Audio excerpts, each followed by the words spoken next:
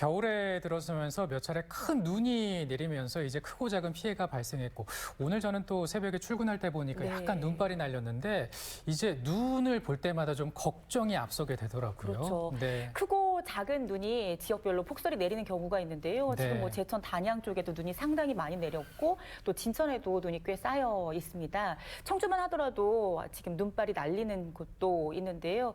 사실 이렇게 되면은 폭설이라는 게 우리에게 재산적 피해를 상당히 가져오고 또 인적 피해도 있거든요. 그래서 폭설에 어떻게 하면 피해를 줄일 수 있는지 오늘 자세하게 살펴보겠습니다. 네, 도움 말씀을 위해서 충남 재난안전연구센터 조성 박사 스튜디오에 모셨습니다. 어서 오십시오. 안녕하세요. 네.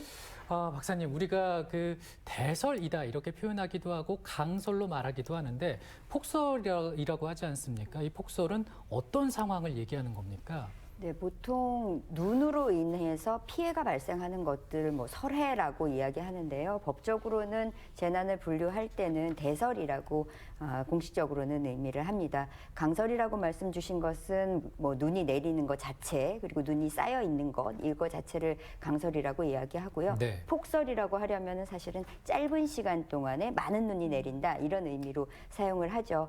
뭐 기준이 있는 것은 아닙니다. 몇 센치 이상 와야 폭설이다 이렇게 이야기하지는 네. 않는데 평상시보다 많은 눈이 와서 피해를 준다 하면 우리가 통상은 이제 폭설이라고 이야기를 합니다. 네. 그럼 요즘에 피해를 입고 있는 지역도 사실은 폭설에 피해를 입는 게 되는 거네요. 네. 길도 많이 밀리고 또 시설물 같은 경우는 푹 주저앉기도 하는데요. 폭설로 인해서는 어떤 피해가 발생할 수 있나요? 눈 피해 대표적인 것이 지금 말씀해 주신 것처럼 눈의 압력 때문에 네. 발생할 수 있는 뭐 건물의 붕괴라든가 네. 이런 설압에 의한 피해가 있고요. 그 외에도 사실은 이제 그 젖은 눈이 이렇게 송전선이나 이런 곳에 이렇게 들러붙게 되면 착설에 의한 피해들도 있습니다. 그리고 산간지방에서는 눈사태 같은 것이 발생하기도 하고요. 교통 뭐 체증이라든지 이런 문제들도 일어나고 또 빙판이 생겨서 미끄러지는 이런 골절의 문제들도 그렇죠. 생기고요. 네. 간접적으로는 우리가 뭐 그 물류 같은 것들이 좀 이동 제한을 받게 되잖아요. 네. 그런 사회경제적인 피해들도 발생을 하게 됩니다. 네. 이 폭설로 인해서 이런 피해가 예상될 때 어떻게 그 대처해야 되는지가 좀 궁금한데요. 먼저 이게 집에 있을 때는 또 어떻게 해야 되는지 좀 궁금합니다.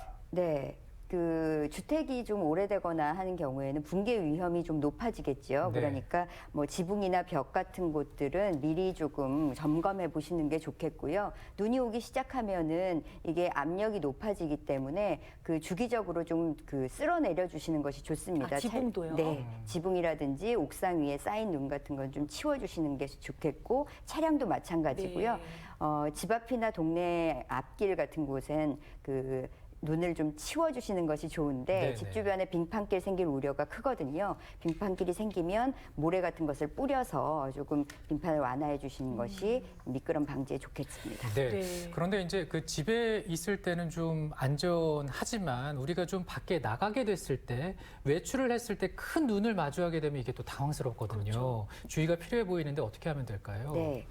그 짧은 시간 안에 이렇게 갑자기 많은 눈이 내리게 되면 교통 혼잡도 있고 뭐 눈사태 우려도 있고요.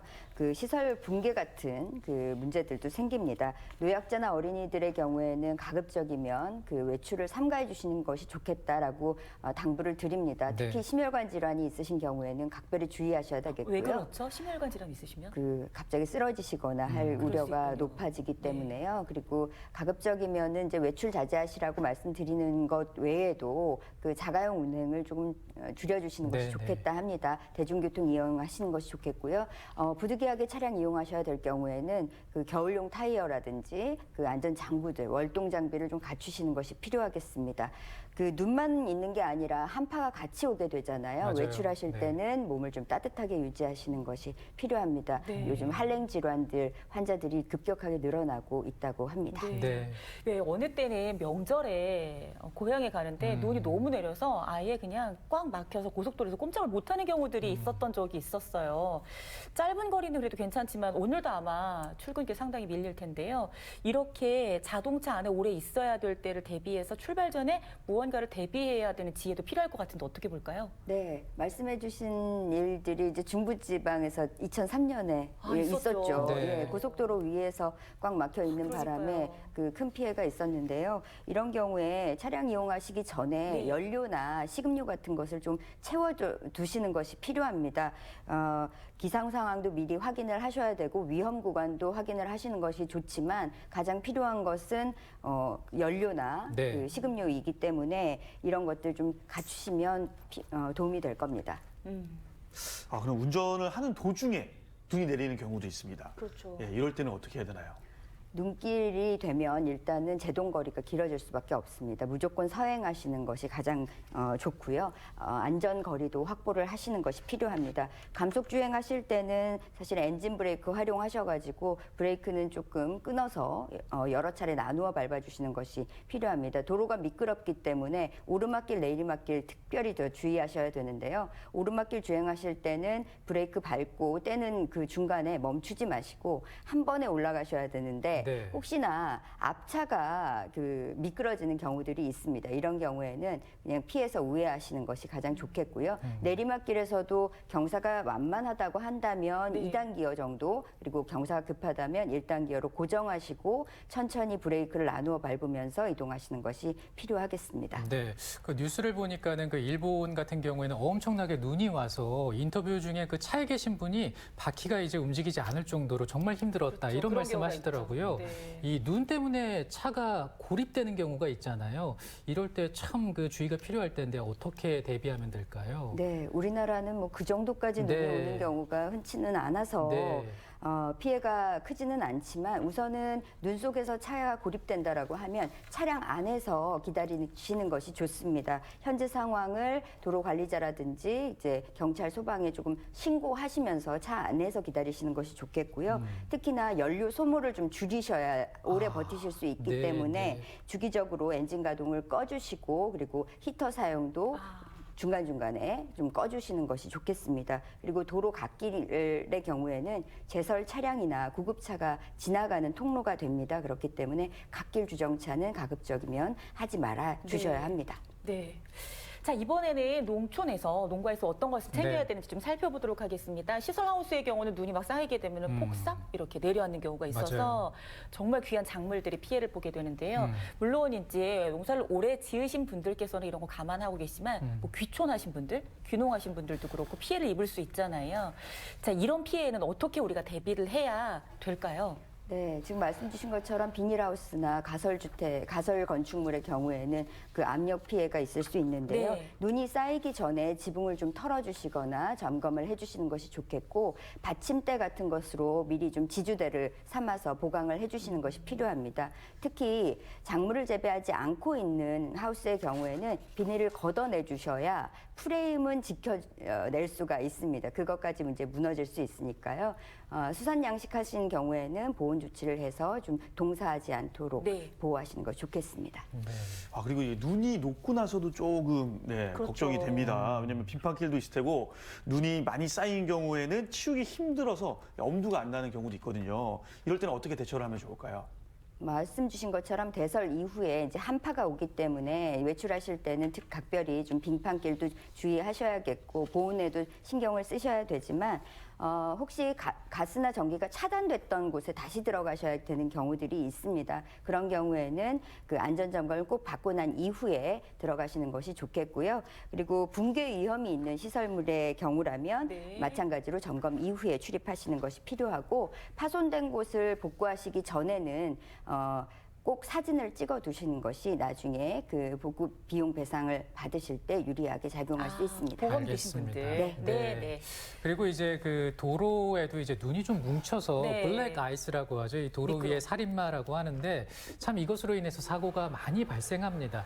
어떤 주의가 필요하다고 보십니까?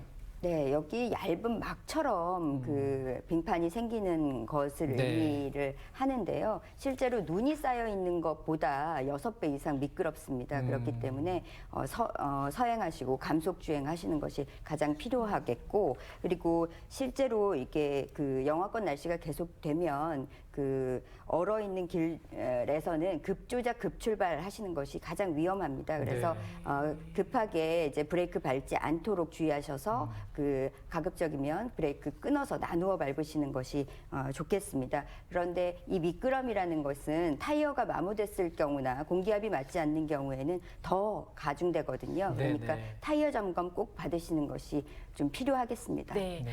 자, 오늘 동지의 눈이 상당히 내렸고요. 그리고 크리스마스 다가오면서 화이트 크리스마스 기대는 하지만 사실 이렇게 폭설이 우리에게 피해를 상당히 남기거든요. 끝으로 좀 하고 싶으신 말씀, 당부의 말씀 부탁드리겠습니다. 네, 겨울철 날씨는 사실 어떻게 변할지 모르거든요. 기상정보에 각별하게 관심을 많이 가져주셨으면 좋겠고요. 눈길이나 빙판길에서는 운전 실력과 무관하게 사고가 발생할 수 있습니다. 운전 실력을 너무 과신하지 마시고 안전운행 하시기 바라겠습니다. 네, 앞으로도 이제 눈 예보에 관심 기울여 주시면서 철저히 네. 좀 대비해 주시기 바랍니다. 오늘 충남 재난안전연구센터의 조성 박사와 함께했습니다. 오늘 잘 들었고요. 다음 시간에 뵙겠습니다. 고맙습니다. 오늘도 감사합니다. 고맙습니다. 오송을 리포터 오늘 시니어. 네, 앞으로 우리가 어떻게 살아야 될지 알게 됐어요. 감사합니다. 네, 감사합니다. 오늘부터 당분간 한파 예보가 있습니다. 동파 피해 발생하지 않도록 각별히 좀 신경을 쓰셔야겠는데요. 특히나 그 수도시설이 외부에 있을 경우에는 헌옷등으로 좀 감싸주시고 보온재를 이용해서 외부에 차가운 공기가 유입되지 않도록 막아주시는 게 네. 중요하다네요. 수도꼭지는 물이 졸졸졸 흘러가도록 조금 틀어놔 주시고요. 너무 얼었다 싶으면 따뜻한 물로 적신 물수건으로 살살 녹여주는 게 필요하다고 하니까요. 네. 터지지 않도록 우리 각별하게 신경 써야겠습니다. 그렇습니다. 한파로 불편함이 없으셨으면 좋겠네요. 저희는 내일 또 인사드리겠습니다. 고맙습니다. 고맙습니다.